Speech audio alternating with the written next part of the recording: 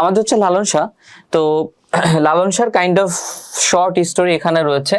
So Lalon Shah তার জন্ম মৃত্যু 1774-1890, 1774 থেকে 1890 তার জন্ম এবং মৃত্যু। So Lalon Shah is known, দেখো ইজ নোন শব্দের অর্থ হচ্ছে পরিচিত। যেমন আমি বললাম যে কি Kazi Nazrul Islam is known the rebel poet of Bangladesh. Kazi Nazrul Islam হচ্ছে বাংলাদেশের তোমার বিদ্রোহী কবি হিসেবে পরিচিত। Is known, someone is known বা সামথিং ইজ নোন শব্দের অর্থ হচ্ছে কোনো ব্যক্তি বা কোনো জিনিস পরিচিত। So Lalon Shah is known মানে লালন শাহ পরিচিত। এখন এর আগে একটা অ্যাডভার্ব বেস যুক্ত করা হয়েছে, তো তোমার এখানে হবে যে সুপরিচিত, ঠিক আছে? ভালো বাংলা হবে কি সুপরিচিত। লালন Shah is best known, Lalon Shah সুপরিচিত মানে খুব ভালোভাবে পরিচিত, ঠিক আছে? খুব ভালোভাবে পরিচিত। অ্যাজ হিসেবে, কি হিসেবে পরিচিত? অ্যান একটা আইকন মানে প্রতীক হিসেবে পরিচিত। কিসের প্রতীক হিসেবে পরিচিত?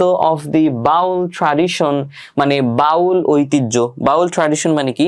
বাউল ঐতিহ্যের প্রতীক হিসেবে সুপরিচিত। ইন বেঙ্গল মানে বাংলায়। আগে বলেছি বাংলা মানে শুধু বাংলাদেশ না, এখানে বাংলাদেশ এবং হচ্ছে তোমার ভারতের পশ্চিম বাংলা, এই সব অঞ্চলে হচ্ছে লালন শাহ বাউল ঐতিহ্যের একটা প্রতীক হিসেবে সুপরিচিত। অর্থাৎ লালন শাহকে আমরা বাউল যে ঐতিহ্য রয়েছে এই ঐতিহ্যের একটা প্রতীক হিসেবে জানি বা প্রধান ব্যক্তি হিসেবে আমরা তাকে জানি। তোমাদেরকে বাউল ঐতিহ্য সম্পর্কে আগেও বলেছি, তারপর আরেকটু রিমাইন্ড করিয়ে দিই। বাউল ঐতিহ্য হচ্ছে তোমার মানে বাউল হচ্ছে এমন একটা সাধক সম্প্রদায় যারা হচ্ছে কোনো ধর্ম জাতপাতে বিশ্বাস করে না, কোনো ধর্ম বর্ণ জাতপাতে বিশ্বাস করে না। তাদের কাছে মানব প্রেম, মানুষকে ভালোবাসা, মানুষের উপকার করাটাই হচ্ছে মেইন ধর্ম। এটা হচ্ছে মেইন যে বাউল ঐতিহ্য সেটার কথা বলছি। বর্তমানে বাউল সংস্কৃতি যারা রয়েছে, বাউল ঐতিহ্য যারা রয়েছে, বাউল সাধক যারা রয়েছে এরা গোমরাহি আর কি। অর্থাৎ লালন শাহ কর্তৃক প্রতিষ্ঠিত যে বাউল ঐতিহ্য, যে বাউল নীতিমালা সেগুলো এরা মানে না। ওকে, যাই হোক, তো তারা হচ্ছে এই মানুষের দেহটাকে মনে করে দেউল শব্দের অর্থ হচ্ছে বাংলায় মন্দির।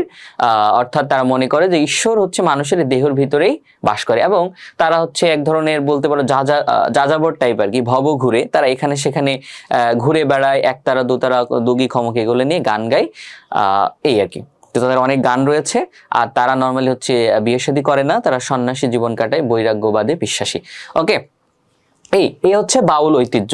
তো এই বাউল ঐতিহ্য যেটা বললাম এতক্ষণ ধরে, এই বাউল ঐতিহ্যের প্রতীক হিসেবে আমরা লালন শাহকে চিনি। বাউল ঐতিহ্যের মেন ব্যক্তি, প্রধান ব্যক্তি হিসেবে আমরা লালন শাহকে চিনি, এই জিনিসটা এখানে বলতে চাচ্ছে। ওকে, আচ্ছা, আর বর্তমানে বাউল সম্প্রদায় হচ্ছে তোমার কি গোমরাহি, এই জিনিসটা আমি গত ক্লাসে তোমাদের বলেছি, এজন্য এটা আর বললাম না। এরপর দেখো, যদিও হি ওয়াজ তিনি ছিলেন, অলসো মানে ও অর্থে আসে আর কি, ও অর্থে আসে। So he was also a philosopher. যদিও তিনি ছিলেন একজন দার্শনিক, thinker means someone who thinks, অর্থাৎ যে চিন্তা করে। So philosopher একজন দার্শনিক ছিলেন। দার্শনিক who is a philosopher? A philosopher is someone who thinks about something very deeply. Okay, দার্শনিক হচ্ছে এমন একজন ব্যক্তি যে হচ্ছে কোন একটা বিষয় সম্পর্কে গভীরভাবে চিন্তা ভাবনা করে, ঠিক আছে? এটা তো তিনি ছিলেন একজন এরকম দার্শনিক ছিলেন, থিঙ্কার একজন চিন্তক মানে চিন্তাকারী ছিলেন, বিভিন্ন বিষয় নিয়ে চিন্তা ভাবনা করতেন। অ্যান্ড সোশ্যাল রিফর্মার, সোশ্যাল শব্দের অর্থ হচ্ছে সামাজিক, রিফর্মার দ্যাটস আ নাউন, এটা হচ্ছে একটা নাউন। তো এটা দেখো REFORM, রিফর্ম, এটা হচ্ছে একটা verb. Reform it's a verb, এটার অর্থ হচ্ছে তোমার সংস্কার করা। কি করা? সংস্কার করা। ওকে, তো তিনি ছিলেন, তাহলে এখানে রিফর্ম শব্দের তো সংস্কার। এখন আমি বলেছিলাম যে কোনো ভার্বের শেষে ইয়ার যুক্ত করলে ওইটা নাউন হয়ে যায় আর অর্থটা হয় যে ওই কাজটা যে করে তাকে বোঝায়। যেমন এই যে থিঙ্ক মানে চিন্তা করা, এটার সাথে ইয়ার যুক্ত করছে, হয়ে গেল চিন্তক, চিন্তাকারী যে চিন্তা করে। লার্ন মানে শেখা, লার্নার মানে শিক্ষার্থী যে শেখে, এখানে তেমনটাই হয়েছে। রিফর্ম যে ভার্ব, এটার সাথে ইয়ার যুক্ত করার কারণে এটার অর্থ হবে সংস্কারক, অর্থাৎ সামওয়ান হু রিফর্মস, যে সংস্কার করে। তো বলতেছে দেখো, যদিও, হ্যাঁ অর্থটা শেষ থেকে করো, যদিও প্রথম থেকে করলে হবে, শেষের থেকে করলে হবে, আমরা প্রথম শুরু থেকে করি। যে লালন শাহ হচ্ছে বাংলায় বাউল ঐতিহ্যের একটা প্রতীক বা একজন প্রতীক হিসেবে সুপরিচিত, যদিও তিনি ছিলেন দার্শনিক, চিন্তক এবং সামাজিক সংস্কারক।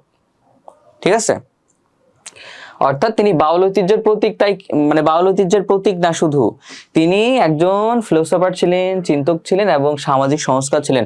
সমাজে যে সকল তোমার অন্যায় রয়েছে, অপরাধ রয়েছে, যে সকল কুসংস্কার রয়েছে, সেগুলোর সংস্কারক তিনি ছিলেন। এই জিনিসটা এখানে বলতেছে আর কি।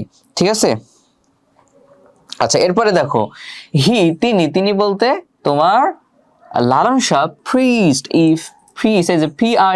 প্রিস্ট শব্দের অর্থ হচ্ছে ধর্ম প্রচার করা, যে কোনো ধর্ম হতে পারে। So priest means spread religion, ধর্ম প্রচার করা। ওকে, সো তিনি প্রচার করতেন, কি প্রচার করতেন? রিলিজিয়াস টলারেন্স, মানে ধর্মীয়, রিলিজন আছে না, রিলিজন মানে তো ধর্ম, RELIGION, রিলিজন মানে হচ্ছে তোমার ধর্ম, আর এটার অ্যাডজেক্টিভ হচ্ছে তোমার রিলিজিয়াস মানে ধর্মীয়। টলারেন্স শব্দের অর্থ হচ্ছে তোমার সহিষ্ণুতা। হ্যাঁ, এটার ভার্ব হচ্ছে টলারেট, টলারেট শব্দের অর্থ হচ্ছে তোমার সহ্য করা। ঠিক আছে, টলারেট শব্দের অর্থ হচ্ছে সহ্য করা, কোনো কিছু সহ্য করা। তো এইটার নাউন হচ্ছে টলারেন্স, এটার অর্থ হচ্ছে সহিষ্ণুতা। সহিষ্ণুতা। ওকে, তো দেখো, ধর্মীয় সহিষ্ণুতা তিনি প্রচার করতেন, অর্থাৎ তিনি বিশ্বাস করতেন, অর্থাৎ দেখো বিষয়টা হচ্ছে আমরা অনেক সময় হচ্ছে ধর্মের উপরে ডিপেন্ড করে মানুষের ভিতরে বিভিন্ন ডিসক্রিমিনেশন, বৈষম্য, হ্যাঁ, এগুলো করে থাকি।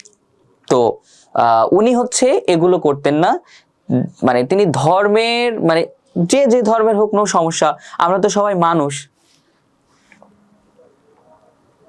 আমরা তো হচ্ছে কি সবাই মানুষ, তো মানুষ হিসেবে আমাদের সকলের সমান অধিকার রয়েছে, আমাদের সৃষ্টিকর্তা সমান, তাই না? সেক্ষেত্রে তিনি কি করতেন, যে এই ধর্মের উপরে বেশি বাড়াবাড়ি তিনি করতেন না। ধর্মের সহিষ্ণুতা বলতে এখানে বোঝাতে যাচ্ছে তিনি ধর্মের ব্যাপারে খুবই নরম ছিলেন, খুবই কোমল ছিলেন, তিনি ধর্মীয় ব্যাপারে বাড়াবাড়ি করতেন না, এই জিনিসটা সহজভাবে বলতেছে। সো হি প্রিজ রিলিজিয়াস টলারেন্স, তিনি ধর্মীয় সহিষ্ণুতা প্রচার করতেন, এন্ড রিজেক্টেড, দেখো, এবং তিনি প্রত্যাখ্যান করতেন। কি প্রত্যাখ্যান করতেন? রিজেক্ট শব্দের অর্থ কি? প্রত্যাখ্যান করা, বাদ দিয়ে দেওয়া। তিনি বাদ দিয়ে দিতেন সোশ্যাল ডিফারেন্সেস, মানে সামাজিক ভিন্নতা। সামাজিক ভিন্নতা তিনি কি করতেন? প্রত্যাখ্যান করতেন। এই যে based on, it's an appropriate preposition, এটা একটা অ্যাপ্রোপ্রিয়েট প্রিপোজিশন, অর্থাৎ ভিত্তি করে, কিসের উপর ভিত্তি করে? ক্লাস মানে শ্রেণী, ক্যাস্ট মানে হচ্ছে তোমার বর্ণ, ক্রিড শব্দের অর্থ হচ্ছে ধর্ম। তাহলে তিনি শ্রেণী, বর্ণ, ধর্ম, শ্রেণী, বর্ণ, ধর্মের উপর ভিত্তি করে সামাজিক ভিন্নতাগুলোকে প্রত্যাখ্যান করতেন।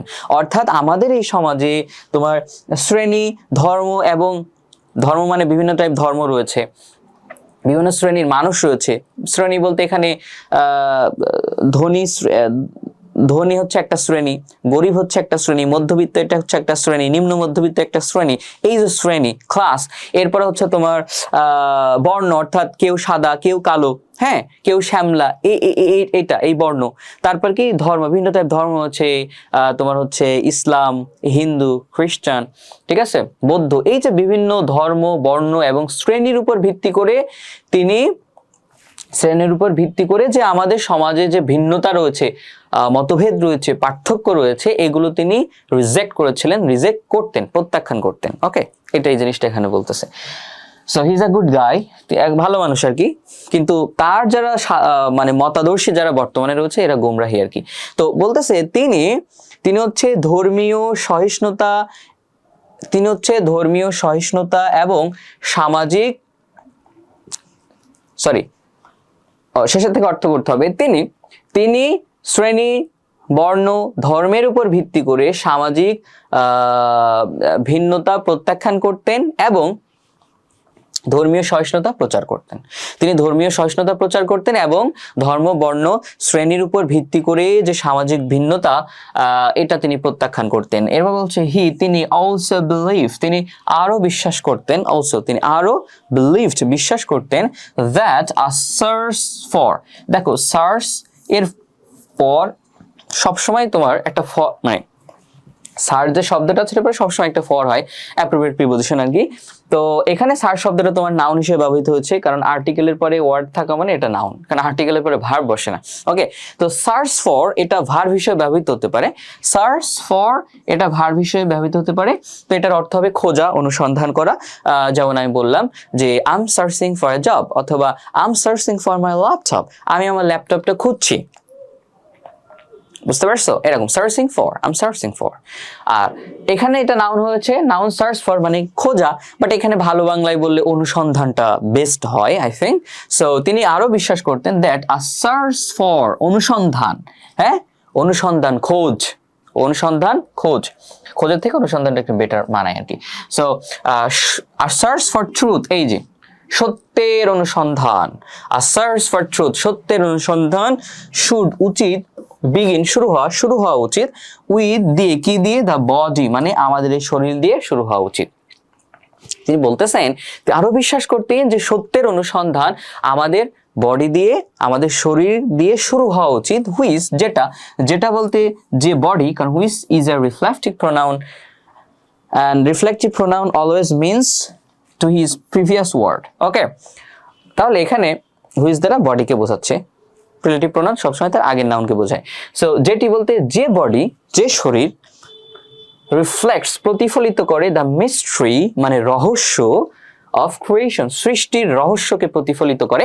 আমি বলেছিলাম প্রতিফলিত ওয়ার্ডটা না বুঝতে পারলে you can take another meaning and that is ফুটিয়ে তোলা, ফুটিয়ে তোলা। সো যেটা মানে যে শরীর সৃষ্টির রহস্যকে ফুটিয়ে তোলে। একবারে আমরা অর্থ করি, তিনি আরো বিশ্বাস করতেন যে হচ্ছে সত্যের অনুসন্ধান আমাদের শরীর দিয়ে শুরু হওয়া উচিত, যে শরীর সৃষ্টির রহস্যকে ফুটিয়ে তোলে বা প্রতিফলিত করে।